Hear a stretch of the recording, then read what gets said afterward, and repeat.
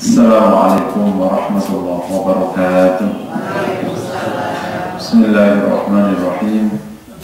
Alhamdulillahirabbil alamin arrahmanir rahim. Asyhadu an la ilaha illallah wa anna Muhammadan abduhu wa rasuluh. Allahumma shalli wa sallim wa barik ala nabiyyina wa habibina Muhammad wa ala alihi wa ashabihi wa azwajihi wa dzurriyyatihi wa man tabi'ahum bi ihsanin ila yaumiddin, amma ba'd. Jamaah rahimahullah, mari sama-sama kita panjatkan syukur dan tahmid kepada Allah. Pagi hari ini kita berkumpul di majelis ilmu. Semoga menjadi amal saleh yang diterima Allah Subhanahu wa taala. Hadis Nabi yang selalu harus kita ingat, "May yuridillahu bi khairan yufaqihu fid din." Barang siapa yang Allah kehendaki baik, Allah pahamkan agamanya. Maka saat kita berkesempatan untuk mendalami agama Allah, maka harus kita syukuri. Bukan sebaliknya, kita akan belajar cabang iman keempat. Sebenarnya sekarang itu cabang iman ketiga, iman bil malaika, iman kepada malaikat. Cuma kita lewati aja ya, ini kalau ada waktu. Rasul kemarin sudah belum selesai. Oh, mau selesai? Iya, belum selesai. Mau selesai bu, yang coba mengenal Rasulullah. Nggak apa-apa ya? Ya udah balik lagi. Sekarang kita kembali ke cabang iman kedua, iman kepada Rasulullah. Pertemuan bulan yang lalu kita baru bahas secara umum tentang konsepsi iman kepada Rasulullah. Kemudian sekarang kita bahas implementasi iman, dan sebagiannya memang disebut secara dicapai iman berdiri sendiri, seperti memang mencintai Rasulullah dan mencintai Rasulullah dan memuliakan Rasulullah. Jadi implementasi iman kepada Rasulullah, dicapai iman kedua, itu dalam beberapa bentuk. Kemarin kita bahas yang pertama kan semua Rasul itu Rasulullah, gitu ya. Yang kedua, yang di bawah semuanya benar. Jadi tak satu pun yang dikatakan Rasul, berarti ini hadis sahih atau hadis hasan, kecuali bahwa itu benar. Di sini salah satu bukti bahwa iman itu benar adalah kita nggak mencoba untuk mengkontradiksikan dengan hal-hal yang bersifat pengetahuan. Jika itu sahih, kalau tidak sahih babnya lain. Makanya kalau ada hadis kemudian berbenturan keras betul dengan fakta, itu pertanda bahwa itu memiliki bahasannya. Bisa jadi ada masalah dalam riwayatnya, karena tidak mungkin apa yang dikatakan Nabi itu salah, itu tidak mungkin. Nah, kalau hadis itu sudah benar-benar sahih, kok benturan dengan fakta, maka faktanya harus dikaji, bukan hadisnya. Tapi kalau hadis nggak ketahuan darajatnya, sahih, dhaifnya, maudhu'nya, kok benturan dengan fakta, perlu dikaji. Jadi kalau hadis sahih, kok menurut pengetahuan tidak bisa menjelaskan, fakta tidak bisa membuktikan, itu bab lain. Itu namanya yang dikatakan Rasul itu benar. Dan banyak sekali hal itu terbukti. Sudah ribuan hal. Dulu misalnya sebagian mazhab tentang masalah najisnya anjing, kan itu memang banyak kajian di mazhab. Tapi begitu terbukti penelitian bahwa air liurnya anjing itu mengandung sekian bakteri, terus kemudian dan setiap saat anjing itu memang menjilati anggota badannya, maka nggak boleh mempunyai anjing itu. Itu penelitiannya kan baru sekarang. Jadi kalau sudah hadis itu sahih, ini memang mau didukung fakta, tidak didukung fakta, itu fakta. Sekarang kita teruskan, kita sudah sampai ke situ ya. Kita catat ya? Ya, sampai situ aja kan? Yang berikutnya sekarang, oleh karena itu nomor 3, apapun yang diperintahkan Nabi harus kita taati, yang dilarang Nabi kita berhenti. Untuk kemudian yang disunnahkan Nabi, maka kita ikuti. Jadi mungkin ada istilah 3 perintah. Ada perintah Nabi menyuruh, kita berarti harus taat. Nabi melarang kita berhenti. Dan apa yang dicontohkan Nabi, ya ini mungkin sunnah menyebutnya, mencoba kita teladani, termasuk hal-hal yang sederhana. Karena memang Nabi tidak pernah melakukan sesuatu meskipun masuk kategori mubah sekalipun ya, kecuali hal itu baik. Dan sekarang sudah terbukti banyak sekali, apalagi yang disuruh-suruh, yang tidak disuruhkan, yang hanya dicontohkan. Misalnya bagaimana memperlakukan istrinya, itu kan hanya sebagaimana tindakan seorang laki-laki biasa gitu. Tapi bagaimana Nabi melakukan istrinya, itu memang akhirnya menjadi teladan bagi semua laki-laki. Dan itu adalah harapan dari semua wanita. Misalnya Nabi bagaimana zaman dulu, di zaman Rasulullah hidup itu, tidak ada laki-laki yang penuh cinta, misalnya itu nggak ada ceritanya. Laki-laki itu ya galak. Kalau nggak galak, nggak laki-laki. Dan sampai sekitar 30-20 tahun yang lalu ya, ayah-ayah kita itu kan masih laki-laki itu ya galak itu. Kalau nggak galak, nggak laki-laki.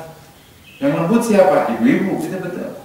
Jadi kalau laki-laki penuh cinta kayak Habibie gitu, wah itu nggak laki-laki. Saya itu zaman dulu begitu. Tapi Rasul sudah praktekin ketika laki-laki Arab itu keras, galak pada wanita, Nabi itu penuh cinta, penuh kasih sayang.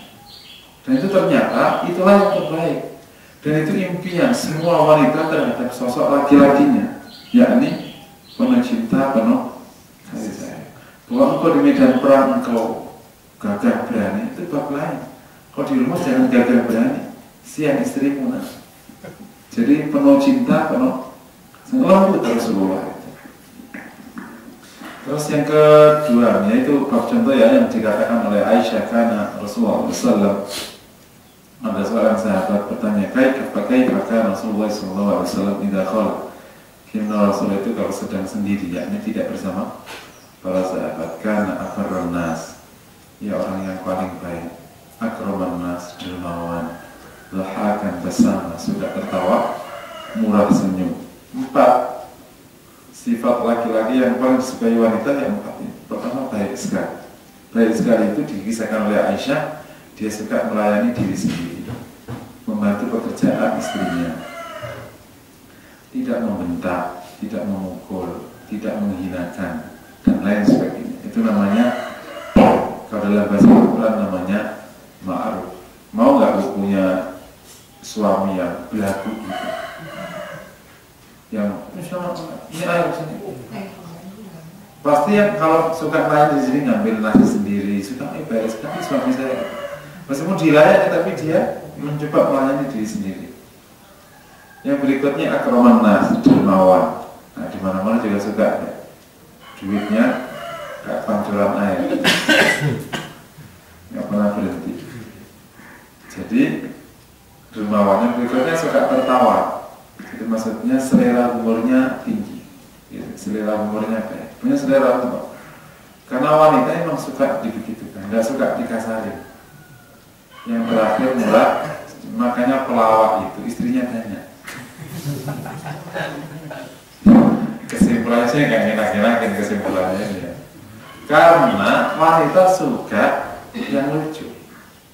Nah kalau bapak-bapak nggak pernah lucu, galak, udah pelit, udah galak, pelit, miskin lagi. Penderitaan. Tapi kalau baik sekali, dermawan sekali, terus selera humornya baik sekali, murah senyum sekali, itu Rasulullah ya. Padahal sosok itu nggak dikenal di Arab yang kayak gitu bentuknya gitu. Arab ya laki-laki. Makanya ada Aqra datang ke Rasulullah SAW mencium Hasan Husain, kata Aqra, aku punya anak 10 nggak pernah aku cium. Untuk mengatakan bahwa tidak begitu bentuk laki-laki itu. Gitu. Kalau Rasulullah melayarham, itu berarti nggak ada kasih sayang. Cinta dia pelukan saya. Nah itu kan sekarang. Nah itu sudah dipraktekkan Nabi 15 abad yang lalu. Jadi yang dicontoh-contohkan Nabi, apalagi yang diperintahkan jelas ya, yang dilarang jelas, tak mungkin agama melarang sesuatu Rasulullah SAW kecuali itu buruk adanya. Misalnya contohnya ya, yang hari ini dianggap sebagai sesuatu yang lumrah, Allah menyebut sebagai perzinahan, wala taqrabuz zina innahu kana fahisyah wasa'a sabil, sebagai jalan buruknya, sebagai pola hidup yang buruk. Betul. Kalau orang itu antara suami istri sudah tidak terikat dengan hal itu, kemudian mereka yang satu ngapak salahnya ke ngapak sini, pola hidup hancur, rumah tangga hancur, anak nggak keurus, anak nggak ketahuan ayahnya, bahkan ibunya juga habis itu dibuang, maka tidak perlu menunggu 100 tahun, 20 tahun negeri itu. Apa salah Spanyol? Kenapa sekarang jadi jatuh negara miskin? Padahal 50 tahun yang lalu negara paling kaya. Semua Afrika bab jajahan Spanyol. Karena ada sa'a-sabil. Dan sekarang masyarakat sudah mulai nggak mau mengatakan zina itu sa'a-sabil. Dianggap lumrah. Hah? Lo kan gak punya selingkuhan, aduh payah lo. Jadi apa yang dicontohkan Nabi, yang dilarang Nabi, yang diperintah pasti itu baik. Kita turun ke yang dicontohkan Nabi, hal-hal sederhana. Nabi Shallallahu Alaihi Wasallam punya kebiasaan kalau pada subuh itu duduk-duduk, ada begini pada subuh. Dan waktu duduk itu bukan Nabi sedang menyampaikan sesuatu, Nabi sedang kasih mau itu duduk-duduk. Itu di tiap leadership itu baik sekali. Cara untuk membuat tim building kokoh itu duduk formal, duduk non formal. Nah kalau diadakan tim building tapi formal, nggak akan terjadi. Ukhuwah itu terjadi kalau non formal, sering ketemunya non formal, di mana masyarakat itu bisa bicara leluasa. Dan kalau Nabi duduk bersama sahabat itu, yang ngomong sahabat bukan Rasulullah. Justru Rasul saatnya mendengar, jangan kebalik. Ustaz duduk-duduk tetap aja ceramah, menurut apa bedanya ceramah sama duduk-duduk? Kalau pas ceramah, Ustaz ceramah pas duduk-duduk, Ustaznya dengar. Kiai di sini dengar, jangan ngomong mulu. Kalau pas lagi gini, ya mereka kan wajib dengar nih, jamaah. Nah kalau pas lagi nanti duduk-duduk, Ustaznya, pemimpinnya wajib dengar. Itu nanti akan terjadi informasi baik sekali. Rasulullah SAW kalau sore juga demikian, tapi lebih banyak pagi. Nah kalau sore habis duduk, Rasul suka keliling ke istri-istrinya. Dan waktu paling tepat bicara sama istri itu memang sore, bukan malam. Kalau malam nggak jadi pinjam-pinjam, jadinya anak. Karena banyak laki-laki dan wanita tidak punya kesempatan duduk-duduk sore, kan kita kalau maka banyak keluarga yang tidak kokoh.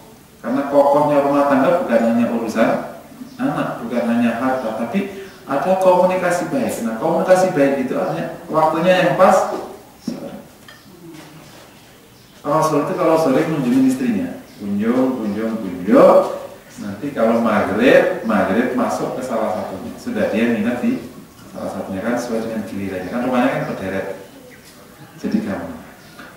Jadi artinya di sini desain itu pola hidup yang Rasul jalankan begitu saja. Tentu wahyu. Ketika pola itu nggak kita miliki seperti sekarang nih, setengah 6 berangkat kerja, setengah 12 pulang, maka kondisi keluarga itu nggak harmonis. Yang baik itu zaman dulu itu. Jadi pulang selesai kantor jam berapa? Jam 1 ya, jam 2 ya.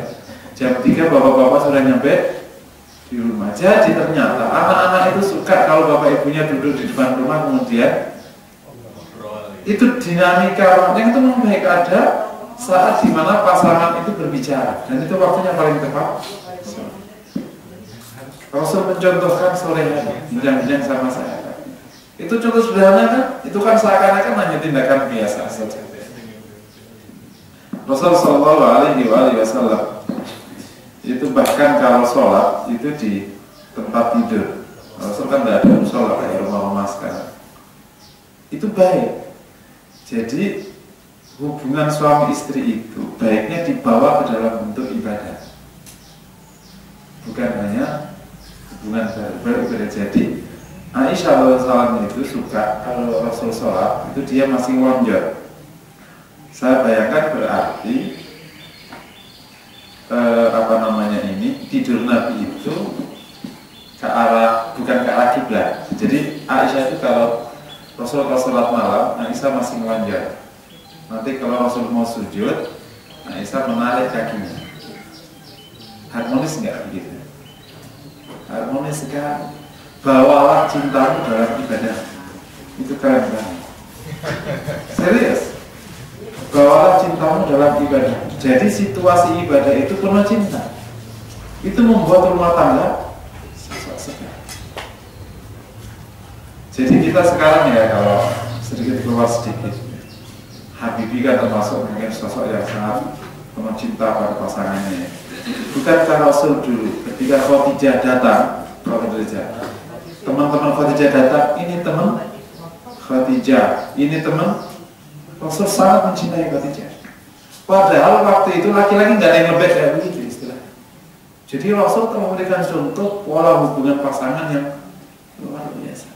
Nah sekarang ketika cinta tidak dibawa ke ibadah, kalau sholat masing-masing, ya ngaji juga ini, tilawah mungkin jarang. Jadi akhirnya hubungan pasangan suami istri itu tidak kokoh. Nah ini itu padahal baru urusan gitu. Nabi kan begitu saja menjalaninya. Dan seterusnya ya. Nomor 3, jika Rasul perintah jalani, nggak usah babi ibu.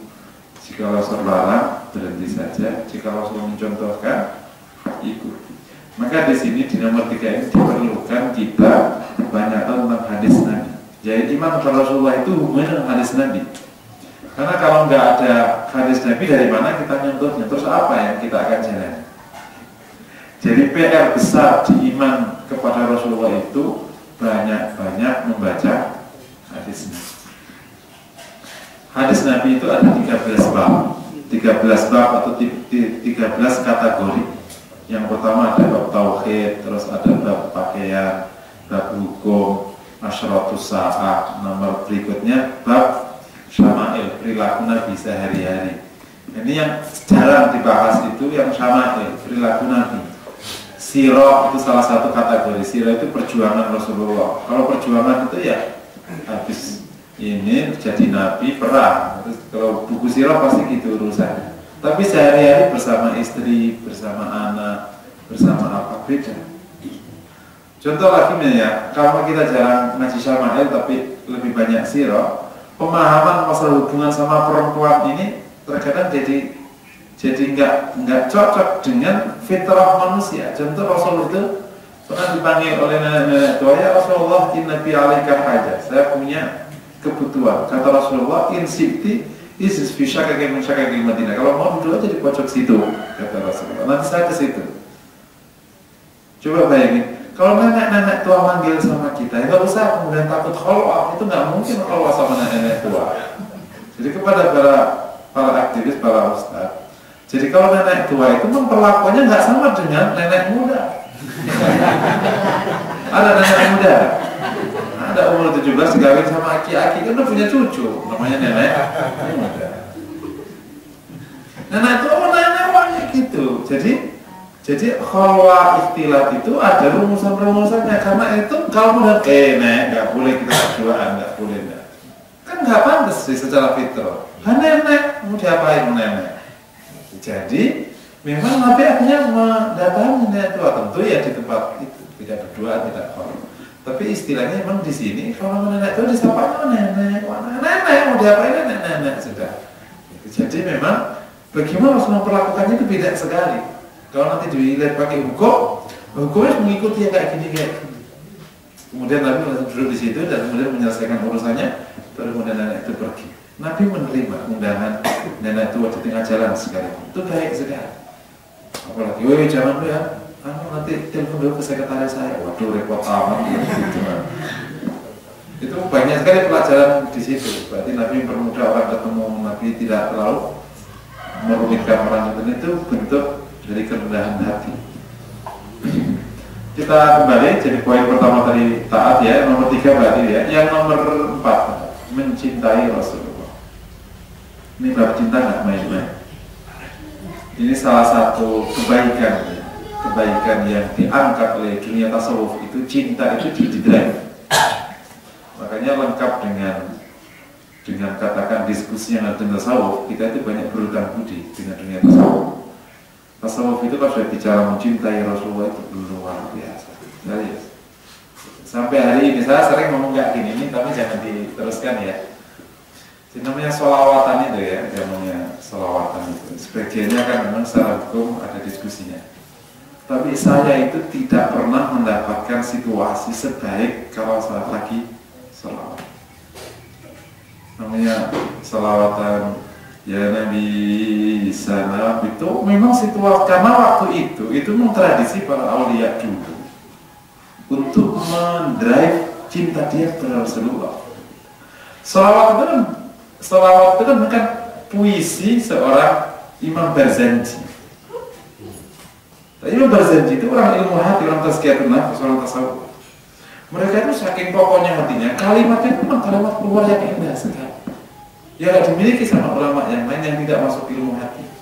Barzanji itu membuat sekitar abad ke-6. Jadi kalau yang Nabi Salam Alaika itu memang bukan Rasul yang mengajarkan, tapi kan kalimat itu datang dari orang yang penuh cinta sama Rasulullah. Beda rasanya. Ketika dibaca itu mengharumkan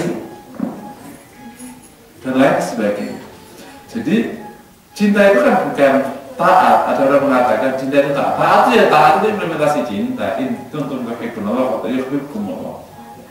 Cinta itu ya suasana memang ingin dekat sama Rasulullah, dekat.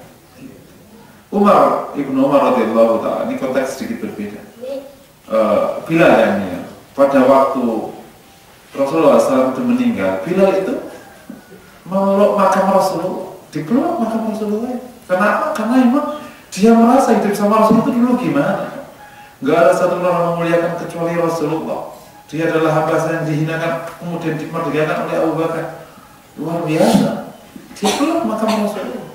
Ibnu Umar itu kalau datang ke masjid Rasulullah itu jauh-jauh sudah turun dari kudanya. Ketika ditanya kenapa kau turun dari di sana ada makam Rasulullah SAW.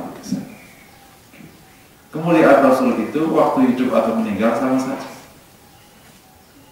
Mereka merasakan cinta, kemudian memuliakan diri satu. Memang begitu.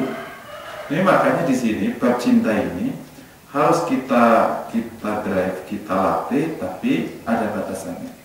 Tidak boleh berlebihan. Nah yang di lapangan itu sekarang dua. Saking takutnya mencintai Rasul sehingga berlebihan. Gak ada suasana batin sedikit. Padahal cinta itu merupakan cabang iman ke-16 nanti diletaknya.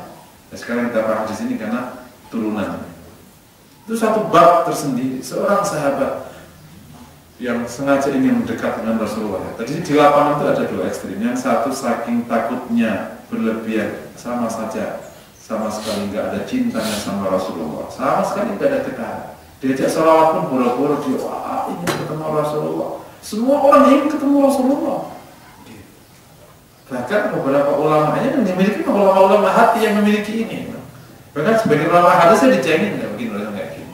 Ulama hadis kan juga suka tidak memasuki karena takut sunnah, takut bid'ah. Ada suatu ketika seorang ulama hadis sama ulama tasawuf. Ini hanya kisah. Kata Syekh itu hadis itu dhaif. Kata ini kan kalau tasawuf kan nggak begitu. Cara melihat sahih dia nggak pakai sanad kelamaan begitu ya. Jadi tanya aja sama Rasulullah ya. Gitu. Ini kita sama Rasulullah. Rasulullah ada samping. Ya Rasulullah itu hadismu enggak? Iya hadis. Nah itu ada satu hadis kan siapa yang bisa melihat Rasul dalam mimpi bisa melihat dia dalam jagat. Ini sudah beda. Hadis sahih Imam Bukhari. Jadi di lapangan itu saking takutnya berlebihan, cinta nggak diterai. Yang kedua atau saking cintanya adanya berlebihan. Dua-duanya tidak. Cintailah Rasul dalam koridor dan batas yang pas. Tapi cinta, memang cinta. Jadi memang kalau cinta itu harus ya cinta. Itu sebenarnya bisa kita terlihat kalau kita sering baca sirahnya, baca syama'ilnya terus gitu.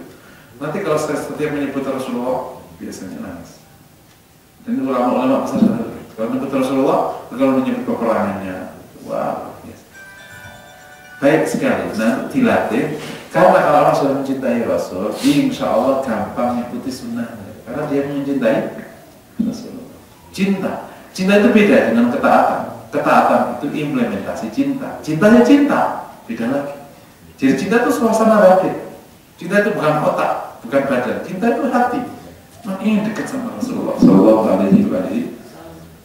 Makanya beberapa ulama hadis dulu termasuk Imam Bukhari. Misalnya dia menulis sebagian hadis Bukhari atau sebagiannya di Tarikh Bukhari. Itu juga di samping makam Rasulullah. ingin dekat dengan Rasulullah. Lah karena Rasulullah sudah meninggal ke makamnya. Dekat. Apalagi memang Rasulullah secara fisik masih ada. Saya pernah kebuka sedikit dulu, tapi sampai orang teriak dipikir Rasulullah, ternyata itu adalah kakinya Umar bin Khattab radhiyallahu anhu. Jadi ya tiga-tiganya sekarang yang dimakamkan ya masih utuh semua pada. Jadi itu cinta ya, mencintai Rasul. Nah yang ke nomor berikutnya berapa? Nomor 5 atau 6 itu memuliakan Rasulullah. Nanti dibahas detail itu di cabang yang berikutnya. Khusus dibahas cinta seperti apa, memuliakan seperti apa. Makanya tidak boleh dimuliakan. Menyebut Rasulullah dengan nama Abul Qasim, nggak boleh menyebut nama juga Muhammad. Itu menghinakan. Nyebutnya harus Rasulullah atau Nabiullah. Nggak boleh kasih nama Muhammad yang roh. Harus ada sebutan kemuliaan. Walakin qulu Rasulullah atau Nabi. Aisyah saja memanggil suaminya itu enggak Muhammad, manggilnya Rasulullah. Padahal itu panggilan keluarga. Jadi ini loh panggilan kemuliaan. Enggak boleh juga bersuara keras, termasuk di samping makam Rasulullah itu enggak boleh bersuara keras. Karena kemuliaan Rasulullah sama dengan kemuliaannya waktu masih hidup. Dan lain sebagainya nanti dibahas. Itu bentuk kita beriman kepada Rasulullah, mencintai Rasulullah dan memuliakan Rasulullah Sallallahu Alaihi Wasallam. Kita lanjutkan ya cabang iman keempat, iman dengan Alkitab ya, yang cabang iman ketiga mungkin kita lewati, iman kepada malaikat, iman kepada Alkitab. Dalilnya surat An-Nisa 136. Ya ayyuhalladzina aminu billahi wa rasulih wal kitabil ladzi nazzala ala rasulih wal kitabil ladzi anzala min qabl. Hai orang-orang yang beriman, berimanlah kepada Allah dan Rasulnya, dan kitab yang Allah turunkan kepada Rasulnya, dan kitab yang Allah turunkan kepada para Rasul sebelum Rasulullah SAW. An-Nisa 136. Dan masih banyak sekali dalil ya, terkenal juga di hadis, juga dipakai di cabang iman pertama, iman pada Allah, antum minabillah wa malaikatihi wa kutubihi wa rusulihi dan lain sebagainya. Ini bab iman kepada kita ya, setelah iman kepada Rasulullah, iman kepada Alkitab.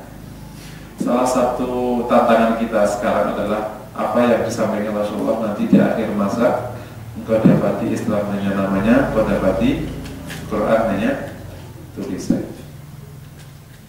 Bentuk iman kepada Alkitab adalah bagaimana kita bisa bermuamalah dengan kitab ini dengan sangat baik. Muamalah dengan Alkitab dengan sangat baik. Kepercayaan yang mendalam bahwa Allah Subhanahu wa taala turunkan kitab ini kepada para nabi yang Dia berikan kitabnya dan suhufnya. Ini adalah iman kepada kitab secara umum. Kita beriman kepadanya sebelum tentu dirubah-rubah para manusia, itu adalah benar adanya, itu wahyu dari Allah Subhanahu wa taala. Nah, khusus iman kepada kitab Quran, yakni kitab yang sekarang kita ada di situ, kita terikat dengan itu adalah percaya bahwa kitab itu diwahyukan oleh Allah kepada Rasulullah, hurufnya dan urutannya dan surat-suratnya, maknanya semuanya benar. Ini mirip dengan iman kepada Rasulullah karena sangat terkait ya. Tinggal di bab ini bahwa itu wahyu dari Allah. Ini poin-poin pentingnya. Itu wahyu dari Allah. Hurufnya, suratnya dari Allah langsung. Penamaannya dari Allah langsung. Bahwa terjadi penulisan setelah Rasulullah di zaman Abu Bakar itu telah dijamin oleh Allah bahwa itu akan terjaga. Inna nazzalna dzikra wa inna lahu lahafidh. Termasuk juga dijaganya kitab ini waktu zaman Utsman bin Affan, dituliskannya ulang menjadi mushaf Utsman. Di poin inilah semoga kita tidak pernah dengar beberapa komunitas liberal mencoba mencari celah untuk memperkarakan, lebih tepatnya komunitas orientalis mencari celah memperkarakan keabsahan kodifikasi Quran. Dengan pertanyaan sederhana, apa jaminannya bahwa ayat-ayat yang tertulis di tulang, di pelepah korma itu nggak hilang? Jaminan jawabannya, inna nahnu nazzalna dzikra wa inna lahu. Itu jaminan yang sudah tidak ada jaminan lagi di atas. Allah yang menjamin. Yang pertama. Yang kedua, waktu itu masyarakatnya masyarakat hafalan, karena dia oral society, masyarakat lisan. Masyarakat lisan itu kuat sekali hafalannya, lebih kuat daripada tulisan. Kalau sekarang masyarakat tulis, makanya hafalannya pada agak kuat. Pada hafal Bu, nama cucunya yang ke-9 Bu. Mau boro-boro cucu ke-9, mau anak ke-9 juga udah gak hafal nama. Tahu tuh lahir tahun berapa? Lupa. Ciri masyarakat oral itu, karena dia tidak nulis, maka kuat sekali hafalannya. Ciri masyarakat tulis, karena dia ada tulisannya, maka tulisannya terkodifikasi baik. Makanya ada perpustakaan, catat. Kalau dulu nggak ada begitu-begitu, adanya di sini semua. Dan kalau mau ingin bukti, coba ibu jangan nulis. Nanti kalau nggak hafal semuanya gitu, itu hafal semuanya. Kan otomatis karena merasa tidak ada cara menjaga itu dokumen itu dari dia, dia harus dihafal. Logikanya dari mana? Ada waktu itu, nggak usah zaman-zaman sahabat lah, zaman-zaman setelah abad kedua, abad ketiga itu orang dengar hafal udah biasa, jadi tradisi. Dengar sekali hafal, udah tradisi. Apalagi itu kan bahasa dia. Nah kalau kita hafal teks Arab ya kan bukan bahasa kita, jadi nggak apa-apa. Terjemahan jadi nggak apa-apa. Dua aja nggak apa-apa. Itu kalau di masyarakat itu selawatannya gimana? Selawatannya nggak apa-apa. Saya bertahun-tahun. Jadi yang kedua, karena mereka masyarakat orang, masyarakat lisan, maka hafalannya kuat. Jadi catatan itu adalah basic kedua, tidak sama dengan kita. Jangan digunakan tradisi barat untuk menghukumi tradisi Arab. Gak ketemu nalar. Lagi juga orang Indonesia, mukanya juga orang muka Indonesia, ngapain kayak orang barat? Itu orang liberal itu loh ya, orang Indonesia. Kan muka Indonesia, muka Muslim. Ngapain pakai pikiran orang barat? Kalau orientalis mukanya mau muka mana? Muka yang dicocok, sudah. Aneh ya, terkadang itu orang lebih Yahudi daripada orang Yahudinya sendiri. Mirip zaman Pak Harto dulu, ada yang lebih vulgar daripada Pak Harto, banyak sekali. Jadi terkadang aneh, orang lebih barat daripada orang baratnya kayak gitu-gitu amat. Sini malah kayak gitu-gitu amat. Yang kedua masyarakatnya itu, jadi secara logika mereka kuat hafalannya. Terus yang ketiga, yang hafal bukan 1-2 orang. Kalau 1-2 orang, mungkin 1-2 orang bisa lupa. Yang hafal itu kan puluhan, ratusan, setiap sahabat hafal. Jadi secara logika pun kalau ada orang lebih dari 10 kok udah sama, itu udah bener hafalannya. Bahkan memang 10, 3 ini udah sama, udah bener. Jadi makanya nanti akhirnya toh pada waktu dikodifikasi itu kan baru murid pertama, belum murid kan masih Abu Bakar, Umar, Utsman, itu kan muridnya Rasulullah langsung. Jadi nggak jauh, masanya juga baru sekian 10 tahun setelah Rasulullah. Jadi masih okay. Oleh karena itu sampai hari ini juga demikian buktinya. Nah kenapa ada riwayat Rasul masih beberapa bacaan kayak gitu, ada riwayat Sa'id, ada riwayat Asy'ari. Okay. Jadi bahwa kodifikasi Quran itu benar adanya. Nah sekarang yang kita bahas nih implementasi iman kepada Quran. Ada sekitar 5 atau 6 yang terkenal itu ya. Semoga kita bisa baca. Yang pertama tilawatul Quran.